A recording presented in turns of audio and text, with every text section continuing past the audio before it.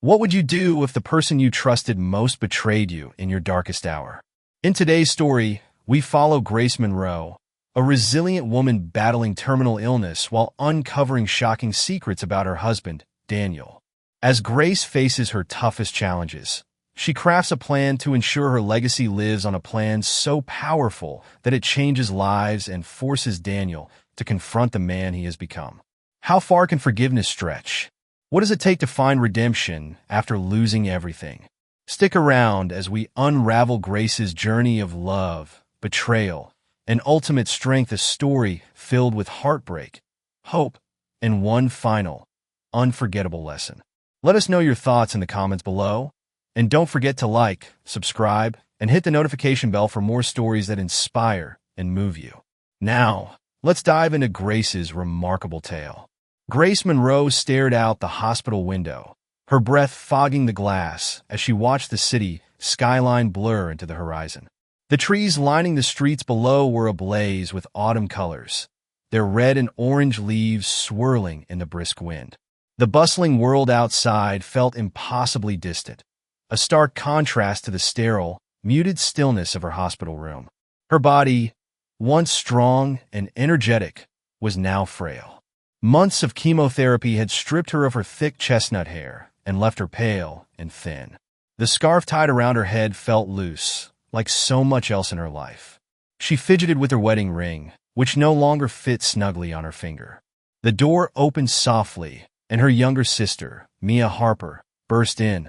Mia was all energy and vibrancy, a stark contrast to Grace's stillness. "Sorry I'm late," Mia said, juggling a tote bag and a steaming cup of coffee. She leaned in to kiss Grace on the cheek. "Traffic was nuts. You'd think Chicago drivers would know how to handle a little wind." Grace smiled faintly. "You always make it sound like you're crossing the Sahara to get here." "Well, it's worth it," Mia said, setting the coffee down and plopping into the chair beside the bed. "How are you feeling?" Grace hesitated before answering. "The same," she admitted. "Tired." The truth was, she felt worse than tired. The constant nausea, the bone-deep ache in her limbs, and the heaviness in her chest were becoming harder to ignore. But she didn't want to burden Mia with her fears. Later that morning, Dr. Sophia Lynn entered the room, her expression calm but serious. She was a petite woman with kind eyes and a steady demeanor, the kind of doctor who made you feel both reassured and braced for the truth. "Grace, do you feel up to discussing your latest scans?" Dr. Lynn asked, holding her clipboard close. Grace nodded, her stomach nodding.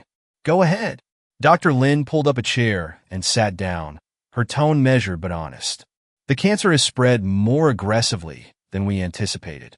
The experimental treatment hasn't had the results we were hoping for." Grace didn't flinch. She had prepared herself for this. "How long?" Dr. Lynn hesitated. "Without further intervention, we're looking at 3 to 4 months, perhaps less." Mia's gasp filled the room, but Grace remained eerily calm. "Thank you for your honesty, Dr. Lynn," she said softly. After the doctor left, Mia grabbed Grace's hand, tears streaming down her face. "You can't just accept this," she said. "There has to be something else we can try." Grace gave her sister a sad smile. "Sometimes it's not about fighting harder, Mia. It's about knowing when to let go."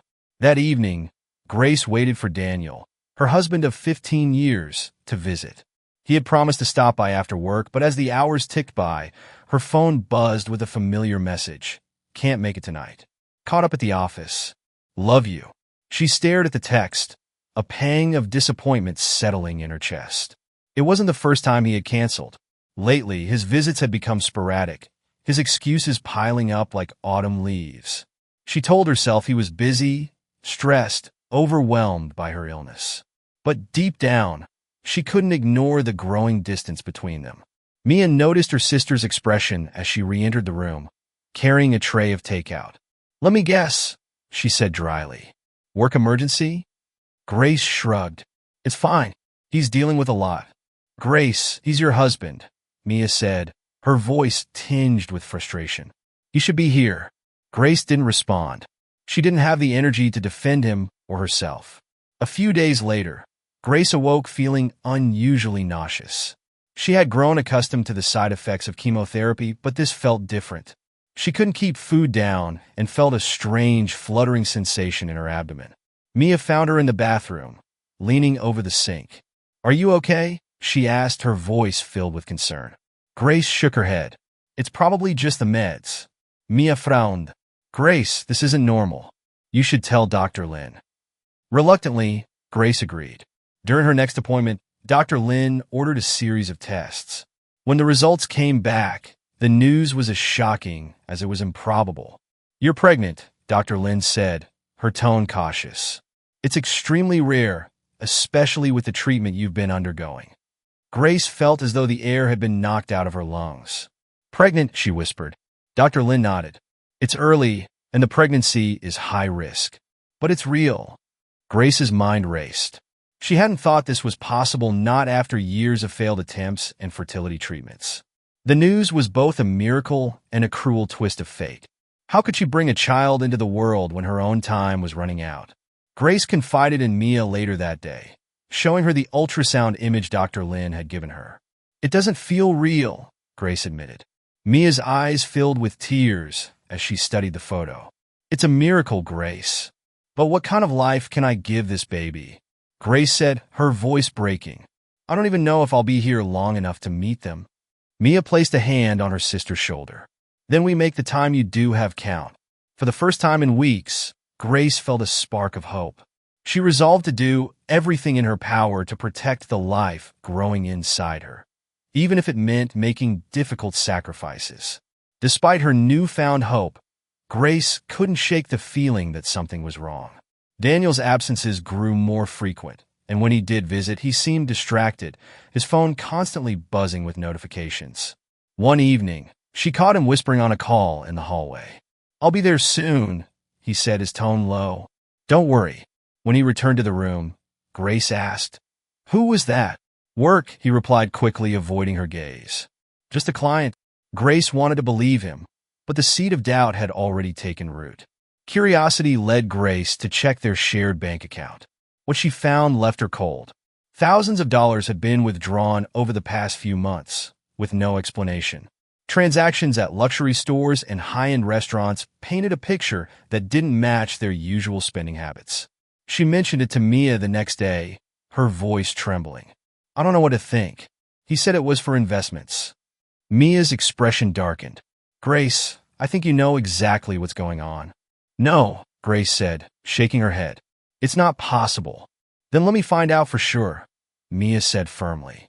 Grace hesitated but eventually nodded. She needed to know the truth, no matter how much it hurt. Grace noticed a new face among the hospital staff. Tessa James, a strikingly attractive nurse with perfectly styled blonde hair and a polished demeanor that seemed out of place in the oncology wing. Tessa introduced herself with a bright smile, but something about her felt off. Her movements were too rehearsed, her warmth too calculated. At first, Grace brushed it off as paranoia, a side effect of the emotional and physical exhaustion she was enduring. But over the following weeks, she couldn't ignore how Tessa always seemed to be around when Daniel visited. They exchanged fleeting glances, subtle smiles, and an unspoken familiarity that gnawed at Grace's fragile confidence. One day, as Tessa adjusted her fore, Grace asked casually, "How long have you been working here?" "Just a few months," Tessa replied with a smile that didn't quite reach her eyes. "I transferred from a smaller clinic. Needed a change of pace." Grace nodded, but her mind raced. Something didn't add up. Mia wasted no time following up on her promise. She reached out to a private investigator, John Price, a former police detective turned PI who specialized in uncovering infidelity and financial fraud. Over coffee in Grace's hospital room, Mia laid out the details. "We're looking for anything suspicious," she explained. "Financial discrepancies, unusual behavior. My sister's husband isn't exactly forthcoming." John nodded, taking notes. "I'll start with a basic background check and work my way forward. If there's something to find, I'll find it." Grace listened quietly, torn between hope and dread.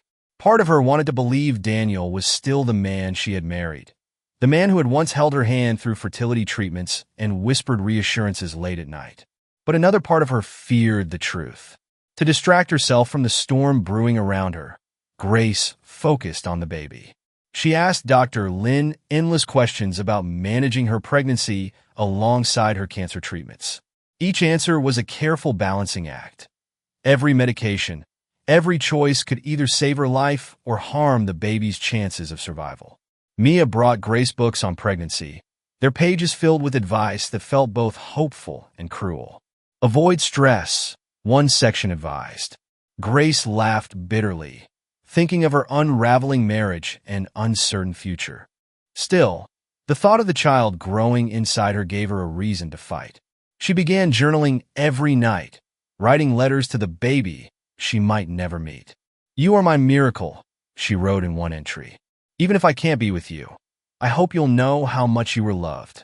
Daniel's visits became increasingly sporadic. When he did come, he was distracted, his eyes darting to his phone every few minutes. One evening, Grace pretended to be asleep as he stepped into the hallway to take a call. "I told you I'd handle it," he whispered, his tone sharp. "Just be patient."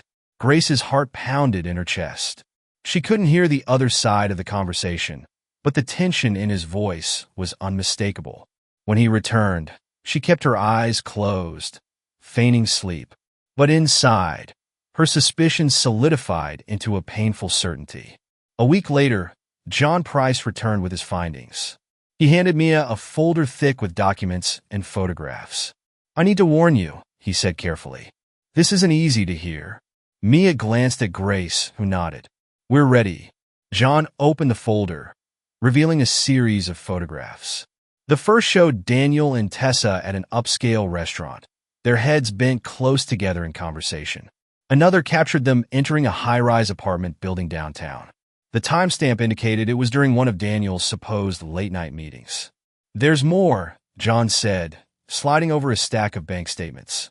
"Your inheritance money has been funneled into a separate account. He's been using it to fund this lifestyle dinners, jewelry, even the lease on that apartment." Grace's breath hitched.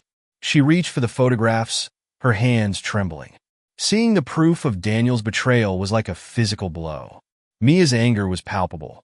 "I'll kill him," she muttered. No," Grace interrupted, her voice surprisingly steady. "We'll handle this my way." When Daniel arrived at the hospital the next day, Grace didn't waste time on pleasantries. She waited until he sat down, then handed him one of the photographs John had taken. "What's this?" he asked, his face paling. "You tell me," Grace said, her tone cold. Daniel stammered, his excuses fumbling and incoherent. "It's not what it looks like," he said finally. Grace stared at him, her exhaustion giving way to a sharp clarity. "Don't insult me, Daniel. I am dying. The least you can do is give me the truth." He fell silent, his guilt written all over his face. For the first time in their marriage, Grace saw him for who he truly was. Not the devoted husband he pretended to be, but a man who had abandoned her in her darkest hour. "I want you to leave," she said quietly. "And don't come back until you're ready to face what you've done."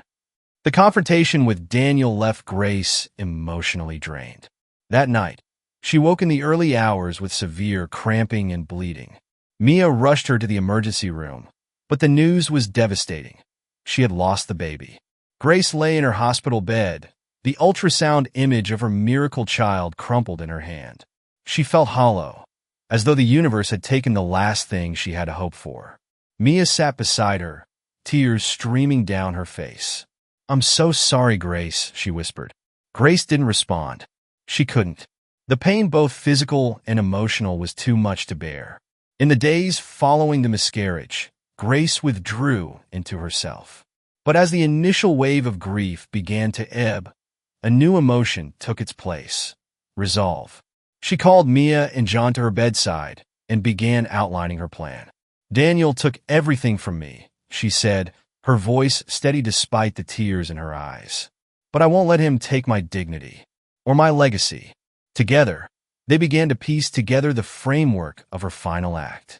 Grace knew she might not have much time left, but she was determined to make it count. The days after the miscarriage were a blur of grief and exhaustion for Grace. But through the haze, she clung to a growing sense of purpose. Her time was limited, but she could still control how her story ended and what it left behind. Grace enlisted her father's longtime attorney, Elliot Freeman, to help her rewrite her will. Mia and John worked alongside them, gathering evidence of Daniel's betrayal to ensure her final act was airtight. "This isn't just about revenge," Grace told Elliot during one of their meetings. "It's about protecting what matters. If Daniel could betray me like this, I can't trust him with my legacy." Elliot, a soft-spoken man in his 60s, nodded solemnly. "Understood. We'll make sure he has no claim to anything." Grace smiled faintly. "Good? Because I have one more thing I need to add."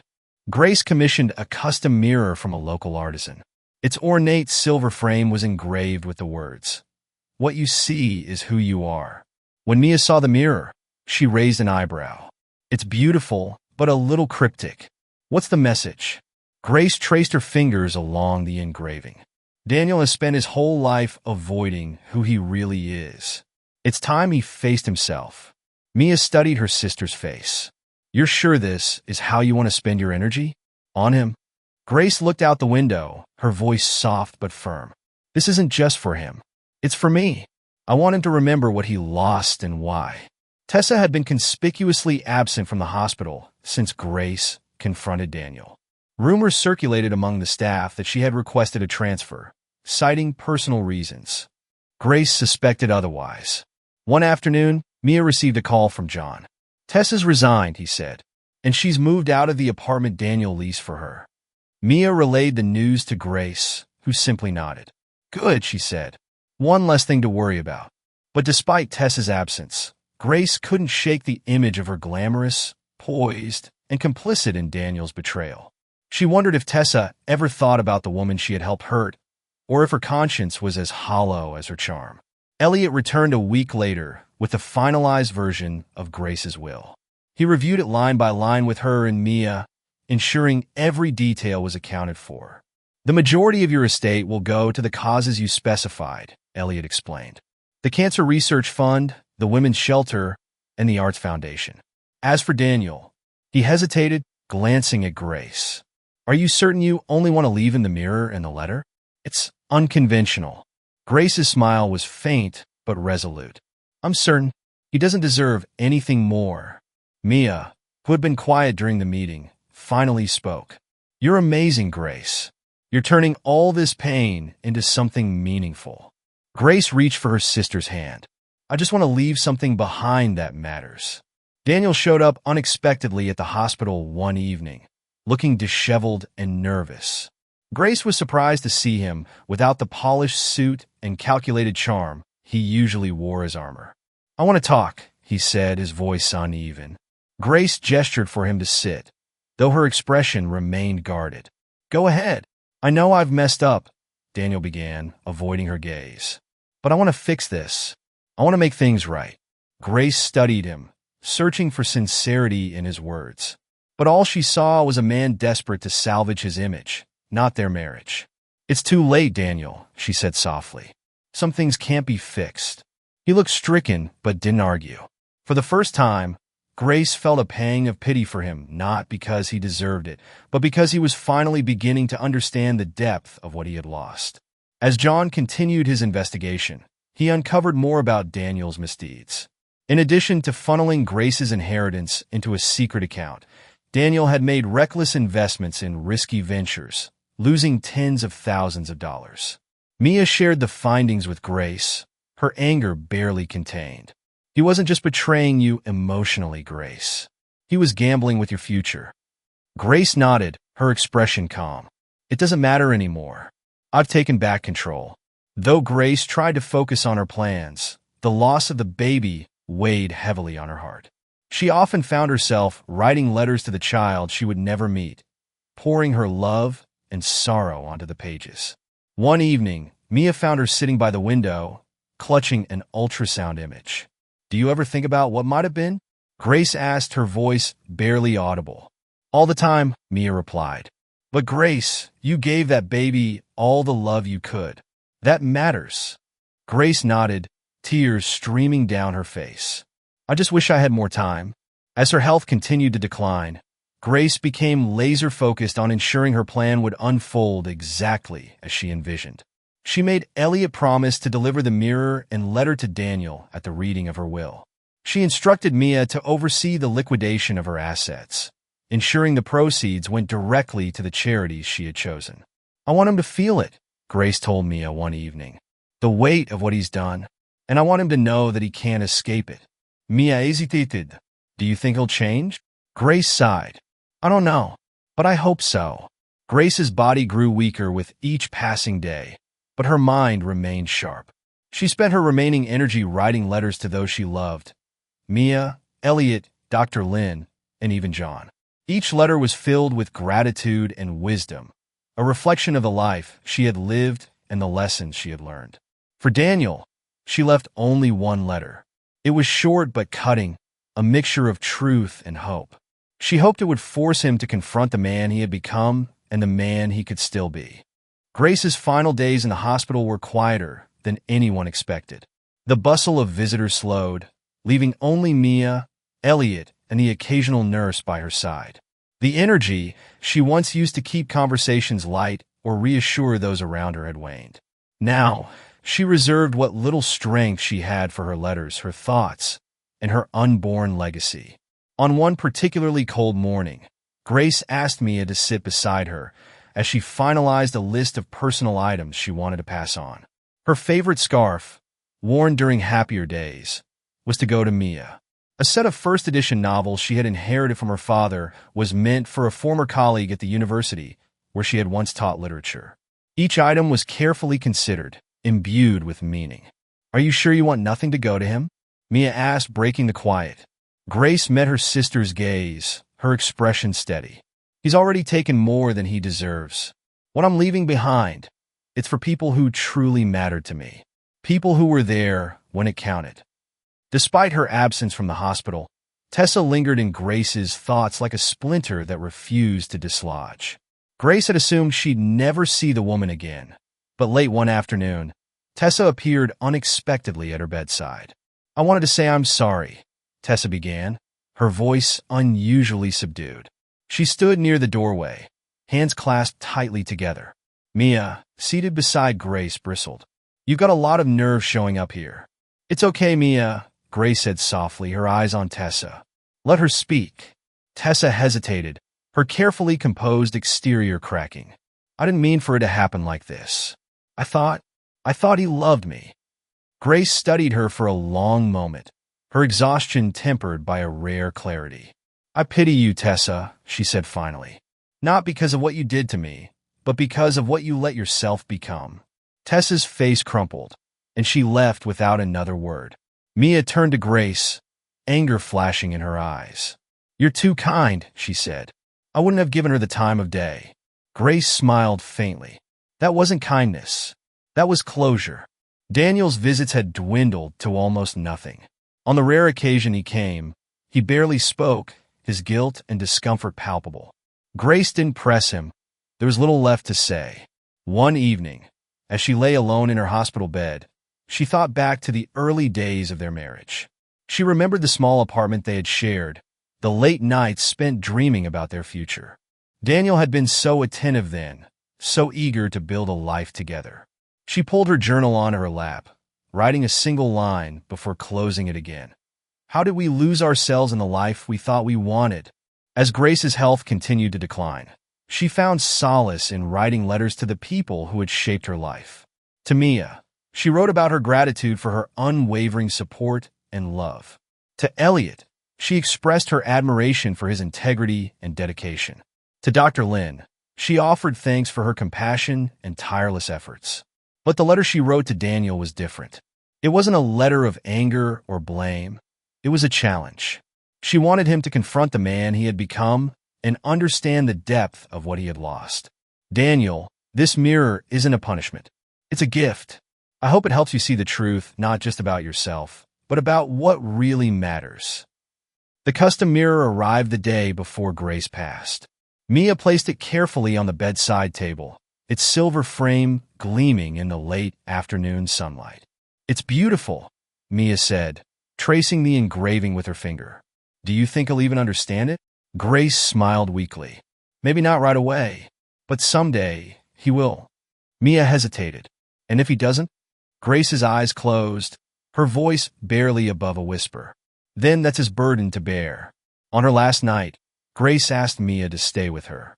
They talked about childhood memories, about Grace's students, about the garden she had dreamed of rebuilding someday. I'm scared, Grace admitted, her voice trembling. Not of dying, but of leaving things unfinished. Mia squeezed her hand. You've done more than enough, Grace. You've created something lasting, something that will outlive all of this. Grace smiled, her eyes glistening with tears. Promise me you'll take care of the garden. I promise, Mia said, her voice breaking. Grace passed away peacefully in her sleep, her hands still entwined with Mia's. When the nurse entered the room that morning, Mia looked up, her face streaked with tears but calm. She's gone, Mia whispered. Elliot arrived shortly after to begin preparations for the reading of the will. He hugged Mia tightly, his own grief evident.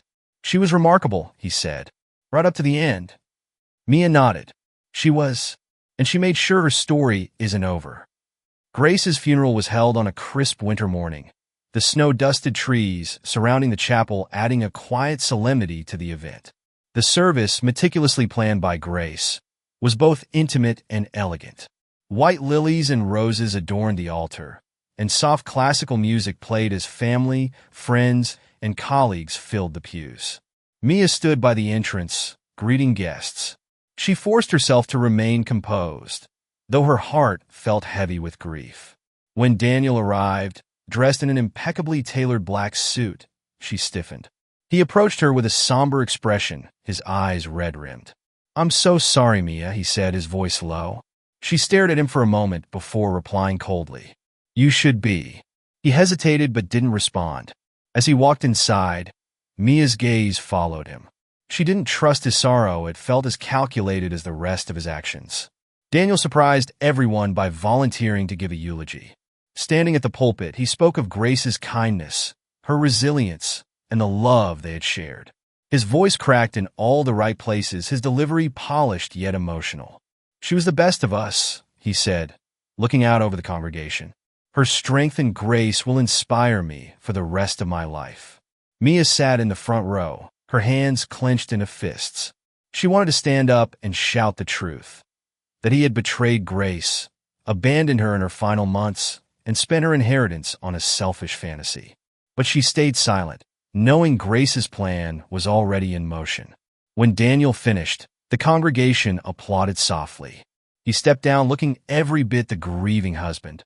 But as he passed Mia, she caught a glimmer of something in his expression, relief. Perhaps that his performance had gone over so well. 3 days later, Daniel arrived at Elliot Freeman's office for the reading of Grace's will. The room was sparsely furnished, with a long conference table at its center. Mia was already seated, her arms crossed, her expression unreadable. Thank you for coming, Elliot began, his voice calm but authoritative. As you both know, Grace took great care in preparing her estate plans. This reading is being recorded, per her instructions. Daniel leaned back in his chair, his confidence barely masked. He fully expected to inherit the majority of Grace's estate, including her father's inheritance. He had already started making plans for how he would rebuild his life. Elliot began by outlining the smaller bequests, Grace's personal items and sentimental belongings. Then he reached the main section of the will. To my husband, Daniel Monroe, Elliot read, I leave 2 items, a letter and a mirror. Daniel blinked, confused. That's it, he asked, his voice rising. What about the rest? Elliot continued without looking up. The remainder of my estate, including all funds, properties, and investments, shall be distributed equally among the following charitable organizations. As Elliot listed the beneficiaries, Daniel's face turned ashen. The Cancer Research Fund, the Women's Shelter, and the Arts Foundation were each named as recipients. The penthouse he had leased for Tessa was to be sold, with the proceeds going to charity. This can't be right, Daniel said, his voice shaking. I'm her husband. I'm entitled to. Grace was very clear, Elliot interrupted firmly. He slid the letter and mirror across the table. These are yours. Daniel opened the envelope with trembling hands. As he read Grace's letter, his face crumpled. My dearest Daniel, by the time you read this, I will be gone. I hope you understand that what I leave you isn't out of spite, but out of necessity. You made choices that hurt me deeply, but they also showed me who you truly are. The mirror I've left you belonged to my grandmother, a woman who believed in the power of reflection. It's time for you to truly see yourself. Daniel, not the image you project to the world, but the man you've become. I hope it inspires you to change, not for me, but for yourself. The rest of my estate will go to causes that matter to me, because I want my legacy to be about hope and love, not betrayal. Goodbye, Daniel. I hope someday you'll find the courage to be better. Grace. Daniel's hands shook as he set the letter down. He glanced at the mirror, its ornate frame catching the light. The words engraved along its edge seemed to mock him. What you see is who you are. The aftermath of the will reading was swift and brutal. The penthouse was seized, Daniel's accounts were frozen, and the lifestyle he had built on Grace's inheritance crumbled overnight. Tessa, realizing there was nothing left for her to gain, disappeared without a word. Daniel tried to contact her, but her number had been disconnected. One by one, his colleagues and friends distanced themselves, unwilling to be associated with his disgrace. He was left with nothing but the mirror and the truth it forced him to confront. Mia watched Daniel's downfall from a distance, her satisfaction tempered by sadness. She visited Grace's grave often, bringing fresh flowers and sitting quietly as the wind rustled through the cemetery. She got the last word, Mia said one day, speaking aloud to the headstone. But I wish you were here to see it. She knew Grace wouldn't have wanted revenge for its own sake. This wasn't about hurting Daniel, it was about ensuring he faced the consequences of his actions. Still, Mia couldn't deny a sense of closure. Alone in a small, dingy apartment, Daniel stared at the mirror Grace had left him. At first, he had covered it, unable to bear the sight of his own reflection. But over time, he forced himself to look. What do you see? He whispered to himself, echoing the words Grace had written. The man staring back at him was hollow, broken, and ashamed. But for the first time, Daniel didn't turn away. He began to see not just who he was, but who he could become. As Daniel adjusted to his new reality, the full impact of Grace's decisions began to unfold. News of her charitable bequests spread, drawing attention to the causes she had championed. The cancer research fund she established began conducting trials for innovative treatments. The women's shelter expanded its services, opening a transitional housing program for survivors of abuse. Mia, deeply involved in overseeing the execution of Grace's estate, found herself moved by the stories of the people being helped. She attended the ribbon-cutting ceremony for the new wing of the shelter, her heart swelling with pride as she saw Grace's name engraved on the plaque. Your sister's legacy is saving lives, one of the shelter directors told Mia. Her kindness reaches farther than she could have imagined. Mia smiled, her throat tight with emotion. She would have loved to see this. Mia wasn't ready to forgive Daniel, but she also couldn't ignore the changes she was beginning to see in him. She decided to visit him, unannounced, at the small apartment he now called home. When Daniel opened the door, he looked different, disheveled, yes, but also subdued in a way Mia hadn't seen before. He stepped aside to let her in without protest. I wanted to talk, Mia said, crossing her arms. About Grace. Daniel nodded, his gaze dropping to the floor. I figured you might. As they sat at the tiny kitchen table, Mia didn't mince words. You broke her heart, Daniel. You betrayed her in ways I didn't think were possible. I know, he said quietly, and I'll regret it every day for the rest of my life.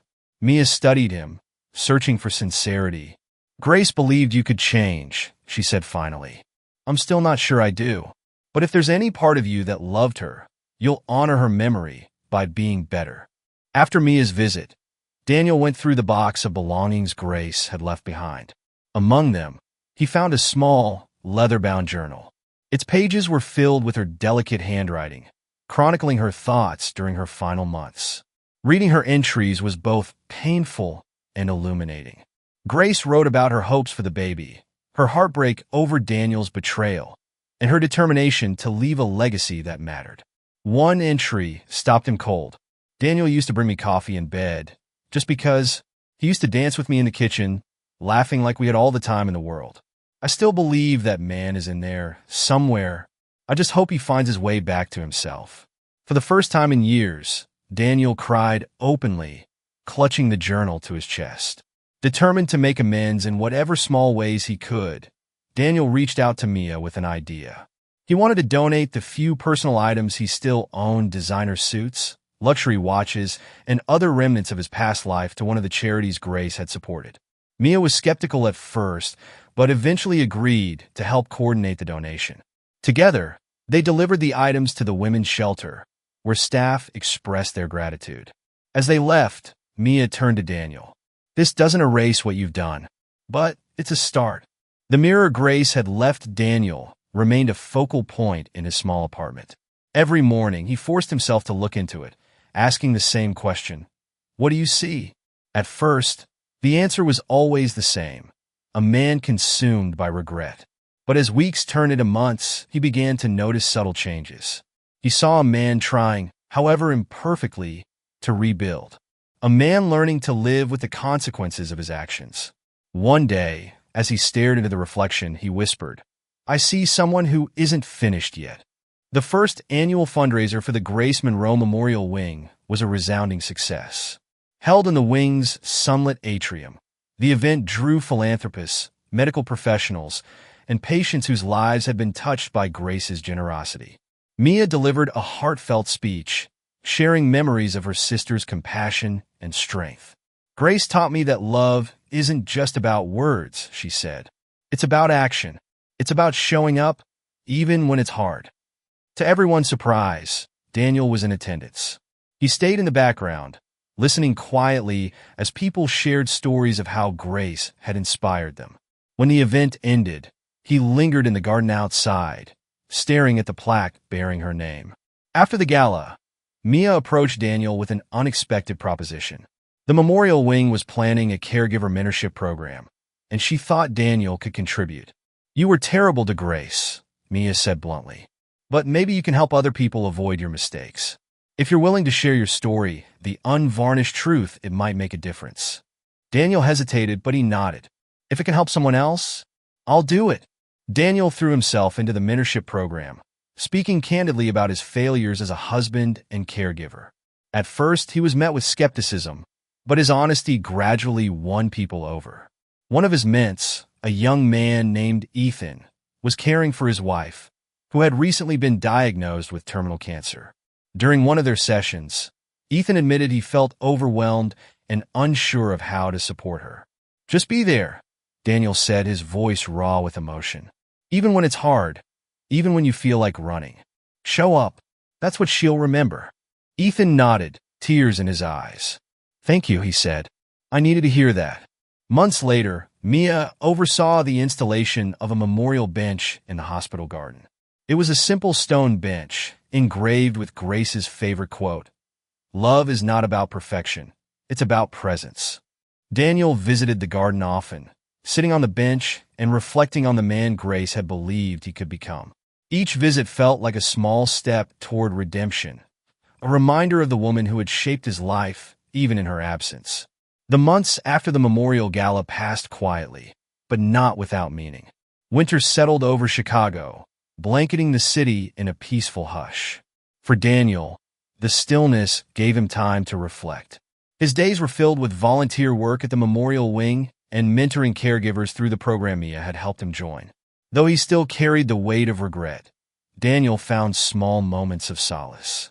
He spent hours in Grace's garden, now fully restored, tending the roses she had planted years ago.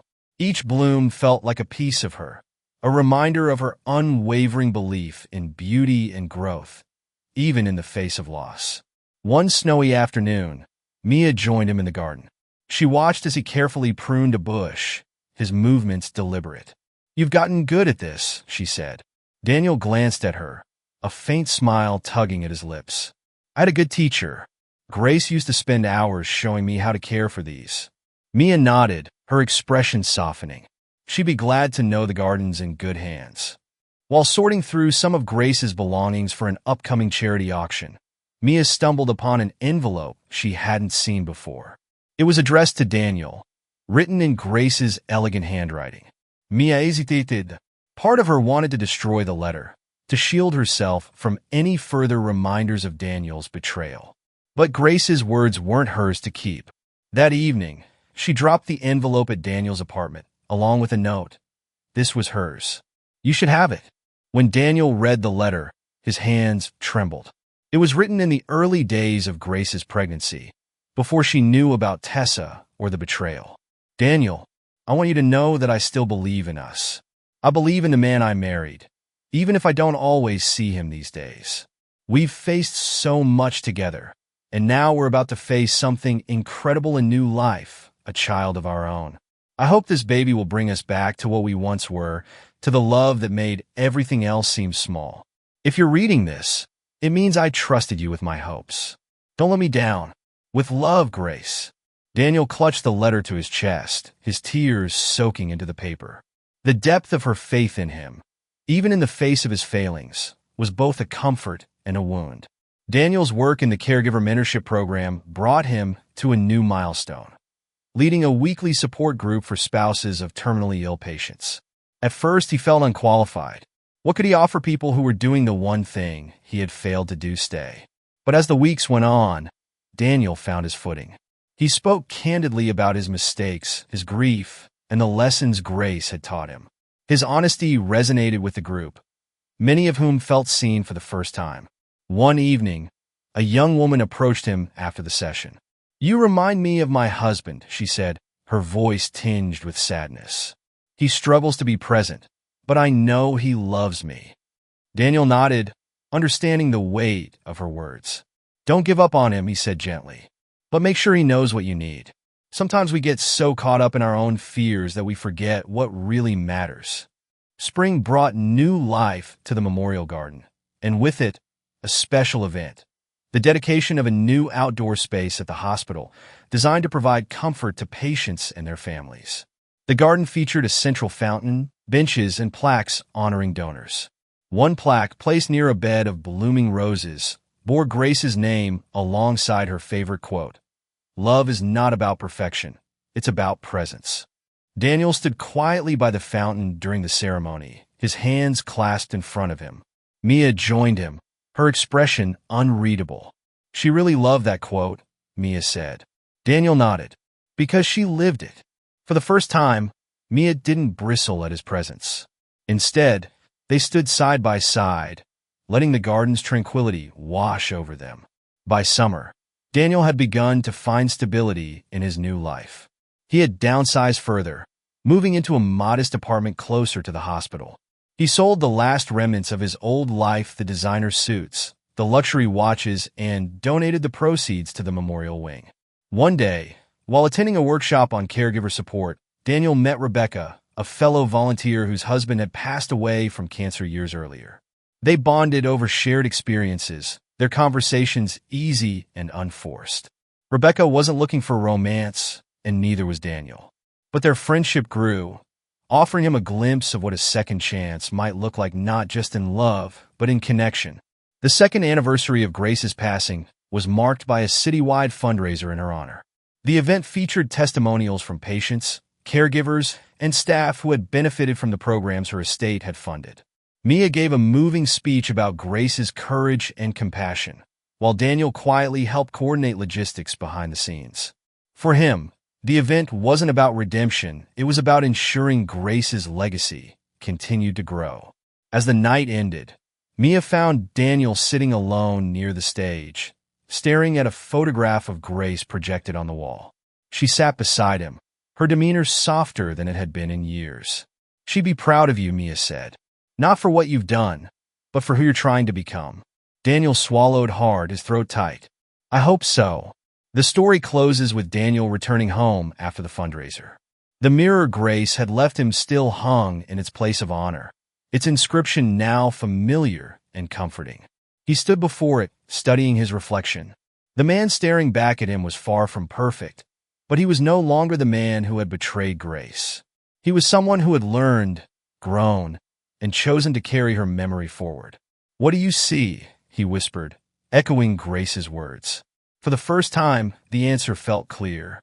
Someone trying to be better. The programs funded by Grace's estate began to reach more people than anyone had anticipated. The Grace Monroe Memorial Wing expanded its offerings, adding grief counseling sessions, caregiver workshops, and holistic therapies for patients and their families. Stories of lives changed by Grace's vision filtered back to Mia and Daniel, reinforcing the impact of her generosity. One story stood out: a young single mother named Evelyn who had been diagnosed with cancer while raising her 2-year-old daughter. Through the Memorial Wing's support, Evelyn was able to undergo treatment while the Wing's family program provided care for her child.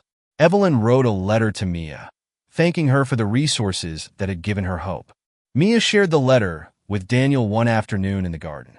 "This is why she did it," Mia said. "Not just to help people like Evelyn, but to remind people like us that hope doesn't end when we lose someone." Daniel nodded, his gaze fixed on the roses.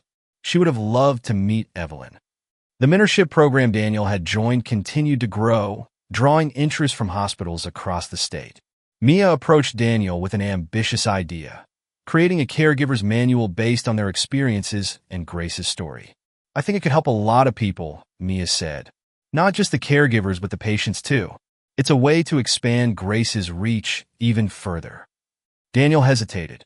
"I'm not exactly a writer, Mia." "You don't have to be," she replied. "Just tell the truth. That's all anyone needs." Together, they began working on the manual, drawing from their own struggles and lessons learned. Each chapter included practical advice, emotional insights, and excerpts from Grace's journals. It wasn't easy. Reliving those moments often felt like reopening wounds, but it gave them a shared purpose. One day, Mia invited Daniel to visit the nursery in the Evanston house before the new owners completed their renovations. The room was still empty, its pale yellow walls untouched, but the air felt heavy with unfulfilled dreams. Daniel placed a small stuffed rabbit on the windowsill, a gift he had purchased years earlier when he and Grace had first started trying for a child. He stood silently for a long moment, his emotions raw. Mia finally broke the silence. "Do you regret it? The baby you lost?" "Every day," Daniel said, his voice hoarse. "Not just the baby, but the chance to be the kind of father Grace believed I could be." Mia touched his arm gently. "She would want you to forgive yourself." Daniel was invited to speak at a national caregiving conference, an opportunity to share his story with a wider audience. Standing at the podium, he felt a wave of nerves, but the memory of Grace steadied him. "My name is Daniel Monroe," he began. "I'm not here as an expert. I'm here as someone who failed spectacularly and learned the hard way how important it is to show up for the people we love." He spoke candidly about his mistakes and the lessons Grace had taught him. He shared stories of her courage, her compassion, and her enduring impact. By the time he finished, the audience was silent. Then, slowly, the room erupted into applause.